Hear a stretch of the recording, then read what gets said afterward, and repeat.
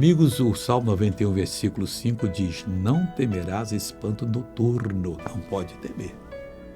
Coisa que vem da escuridão aí, não, de jeito algum. Mas, missionário, o que eu faço? Não tema, não aceite, não, você seja verdadeiro e firme. Mas se aí o inimigo ficar com raiva, ele tem sempre raiva, ele tem um ódio da gente, mas não vale nada, nenhum mal vai suceder para nós. E diz mais, nem seta que voe de dia, em plena luz acontecem essas coisas. Não, agora não tem jeito sim. Em nome do Senhor Jesus, nós dominamos todas as forças do mal, nós vencemos toda obra maligna, nós saímos vencedores, para sempre será assim, em nome do Senhor Jesus de Nazaré.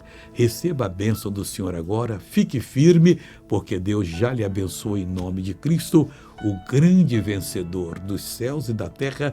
Ele é aquele que tem todo o poder. Agora veja essa pessoa abençoada. Eu quebrei o cóccix há mais de 5 anos. Isso me deu encurtamento no músculo, eu não conseguia baixar. E hoje, graças a Deus, eu consegui. Então abaixa de novo agora. Olha aí, pessoal. Hoje é dia de milagre, pessoal. Esse é o Deus que nós...